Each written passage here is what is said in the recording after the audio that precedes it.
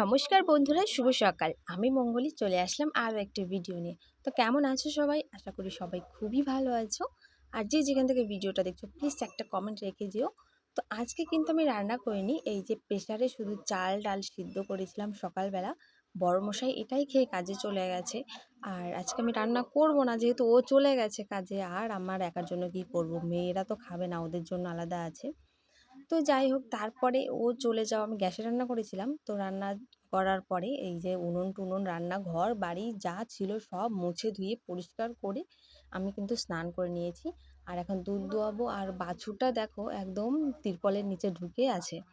তো এখন মানে এখানে বেঁধে রাখি, কারণ ও টুকটাক করে একটু খাওয়া শিখেছে। খ্যার খায়, শুধু ঘাসটা সেরকম ভালো খায় না, তবে খ্যার খায়। তো সেই জন্য ওকে ওখানেই বেঁধে রাখি। তো সকালবেলা কিন্তু একবার দুধ দোয়ানো হয়। আমার শাশুড়ি মা ২ বার করেই দোয়াতে বলে। তো সকালবেলার টাইমটা আমি সময় পাই না, আমি রান্নার মধ্যে থাকি জন্য উনি দোয়ায়। আর এই দুপুরবেলা, মানে দুপুর না তো প্রায় বিকেল বিকেল ১টা ১:৩০ বাজে, এই টাইমটাতে আমি দোয়াই। মানে বেশি টাইম ধরে রাখা হয় না, অল্প টাইমই। তো দেখো বাছুরটাকে দুধ খাওয়াচ্ছি। আর বাছুরের মুখে দেখতে পাচ্ছ ঘাটা হয়েছে। গত বছর তো এই ঘাতে একটা বাছুর অনেক কষ্ট পেয়েছে, মানে এটাকে নিয়েও এখন চিন্তা যে কত কষ্ট পাবে ভগবান জানে। মানে এর গায়ে তো একটাই হয়েছে, আর অল্পতে ভালো হয়ে গেলে বড়ই ভালো। আর ভালো না হলে ওরও কষ্ট আর আমাদেরও কষ্ট। যদি চোখের সামনে এরকম একটা অবলা জীব যদি কষ্ট পায় তাহলে কি ভালো লাগে বলো? তো ওকে একটু দুধ খাওয়ালাম, দুধ খাওয়ানোর পর দুধ নামে ভালো। তারপরে যে দুধ দোয়াচ্ছি, দেখো বেশ ভালোই দুধ দোয়াতে শিখে গেছি আমি। নিজের ভিডিওতে নিজেই দেখছি, বেশ ভালোই হাত চলে আমার। তো যাই হোক, কিন্তু সবাই একদিক বসে দুধ দোয়ায়, আমি পারি না, আমার দুদিক থেকেই দোয়াতে হয়। আমি পারি না, জানি না কেন। মানে আমি হাতে জোর পাই না জানো। মানে একদিক থেকে বসে যে দুটো বান আমি ভালো করে দোয়াতে পারি, আর দুটো যদি আমি এদিক না আসি তাহলে আমি দোয়াতেই পারবো না, আমি হাতেই বল পাই না। তো যাই হোক, অনেকে দেখে হাসে জিনিসটা। হাসলে কি ভাই, আমার সুবিধা মতো আমাকে তো কাজ করতে হবে, তাই না? কিংবা যদি মনে করো, আমি ভাবি অনেক সময়, চেষ্টা করি যে আমি একদিক থেকেই দোয়াবো, কিন্তু কি হয় বলো তো, দুধ নামে না, দুধই নামাতে পারি না আমি। অল্প একটু দুধ হয় আর ব্যাস, দুধ নাই। তো সেই জন্য আর মানে দুধ নামানোর জন্য দুই পাশে থেকেই আমি এভাবে দোয়াই। তো দেখো আমাদের গরুটা এত লক্ষ্মী, আমি ওর পেটের নিচ দিয়েই চলে আসি। মাঝে মাঝে এরকম আসি, ও কিন্তু কিছুই বলে না আমাকে। তো তারপরে দেখো আবার দুবাচ্ছি, মানে একবার মানে খাওয়ানোর পরে দোয়াই, তারপরে আবার একটু খাওয়াই, আর একটু দুধ নামে আবার দোয়াই, তারপরে ও বাদ বাকি যা থাকে ও খায়। তো যাই হোক দেখো, ওকেও ছেড়ে দিলাম। আর দুধ হয়েছে দেখো এতটুকু। ঘরে গিয়ে মাপি কত কিছু, মানে কতটুকু হয় তোমাদের দেখাবো। তো চলো, মা বাচ্চাকে দুধ খাওয়াচ্ছে, এখন খাওয়াক। আর ওকে এখন আমি খেতে দেবো না, ঘরে যাই চলো এক। তো এই যে দেখো, এটা গতকালকে দুধ, এত সুন্দর করে জাল পড়েছে, একদম লাল হয়ে মোটা হয়ে সর পড়ে আছে। আর এই দেখো কিশমিশ কাজু, কাজুটা ভেজে রেখেছি, কিশমিশটা গরম জলে ভিজিয়ে রেখেছি, কারণ আমি আজকে পায়েস রান্না করব। তো এই যে দেখো, আজকে দুধ হয়েছে একদম ৫ পোয়া। ৫ পোয়ার অল্প একটু বেশি। আর দেখো, তোমাদের ভিডিও করার চক্করে, দেখানোর চক্করে আমার খেয়াল নাই, কড়াইটা আমি আগে বসাইছি। তো তারপরে দুধ দেওয়ার পরে এমন হাতে আমার ভাপ লাগলো, হাতটা খুবই জ্বলে যাচ্ছিলো জানো। তো তারপরে আজকের যে দুধটা, সেই দুধটা জাল হওয়ার পরে এই যে চাল নিয়ে এসছে। বাড়িতে চাল আছে, কিন্তু বড়মশাই তাও বলে না, একটু ভালো চাল নিয়ে আসি। তো ওই চালটা নিয়ে আসলো, প্রায় ১ পোয়ার মতো চাল দিলাম আমি। আর দুধ তোমার গতকালকে ২.৫ কিলো, আর আজকে ৫ পোয়া। তাহলে হিসাব করো কতটা দুধ ১ পোয়া চালের মধ্যে, তাহলে ভাবো পায়েসটা কেমন টেস্ট হবে। তো তারপরে এই যে আটা, অল্প একটু আধা প্যাকেট কন্ট্রোলের আটা মিশালাম, আর বাদবাকি কেনা আটাগুলো দিয়ে লুচি হবে। আর এই যে কেক, আমার মেয়ে বলেছিল ফোন করে, বাবা ২ তলা কেক নিয়ে আসবা। তো এই দেখো কেক, মানে বাইকে করে ইসলামপুর থেকে নিয়ে এসছে, আনতে আনতে মানে এক সাইডে ঠেকে গেছে। আর দেখো খোলার সঙ্গে সঙ্গেই ৩ ভক্ত কেক ভক্ত নিয়ে খাওয়া শুরু। ওরা কেকের থেকে ক্রিমটা বেশি ভালো খায় জানো। তারপরে এই যে মোমবাতি নিয়ে এসছে, ৯ বছরের বার্থডে আমার বড় মেয়েটার, ওর ৯ বছর পূর্ণ হলো আজকে।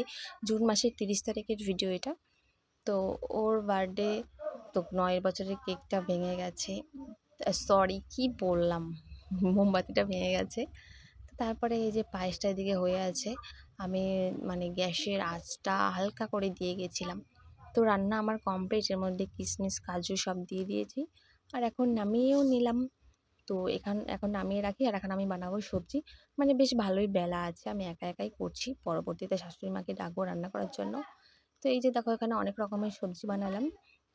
আর আজকে বার্থডের জন্য হবে ডাল, পুরি, আর এই যে আটা মাখানো আছে পুরির জন্য, আর কেক আর পায়েস, ব্যাস এটুকু। আর আমরা বাইরের লোক তো বলবো না, শুধু বাড়ির লোকই আমরাই।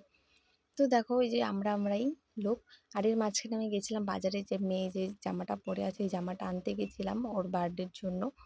তো দেখো এই সব আমাদের বাড়ির লোক, ব্যাস কয়েকজন। আর বাইরে এই যে আমার বুনু আর আমার ভাই, মানে বোনের বর, ওরা দুজন শুধু বাইরের আছে, মানে বাড়ির বাইরের। বাদ বাকি সবার মামা শ্বশুর বাড়ির 2-4টা বাচ্চা আছে, আর বাদ বাকি আমরা সবাই বাড়ির লোক।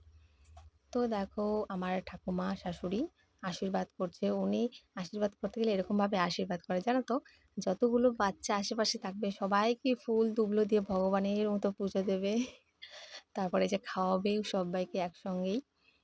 ভালো। তো যাই হোক, এই যে আমার বুনু, আমাদের লক্ষ্মী বুনু, বুনু হয়তো ভিডিওটা দেখবে।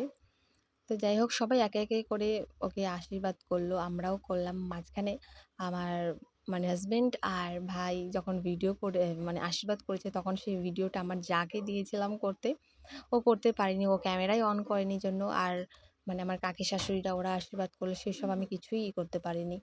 যেদিন নিজে ক্যামেরা ধরতাম তাহলে হয়তো হতো।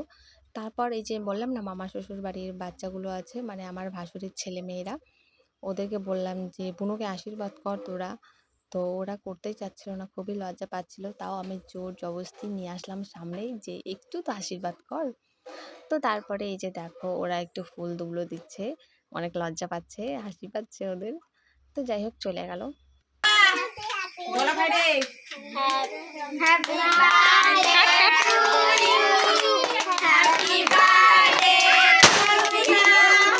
যাই হোক, ভিডিওটার মধ্যে অনেক কিছু স্কিপ করা হয়ে গেছে, মানে অনেক ভিডিওই মানে কাজের মধ্যে থাকলে না হয় না ভিডিও করা। আর বুঝতেই পারছো, একা মানুষ সব কিছুই করতে হয়। তো যাই হোক, তারপরে সবাইকেও কেক কেটে খাওয়ালো, আমরাও খাওয়া দাওয়া করলাম, লুচি ডাল পুরি। তো কেমন হয়েছে বন্ধুরা জানিও। ততক্ষণ সবাই ভালো থেকো, সুস্থ থেকো, দেখা হচ্ছে পরের ভিডিওতে। আর তোমাদেরকে বলি যে প্লিজ একটা করে কমেন্ট রেখে যাও না গো, কোথা থেকে কি ভিডিওটা দেখছো, মানে কত দূর আমার ভিডিওটা পৌঁছাচ্ছে এটা জানতে পারলে বেশ ভালোই লাগতো।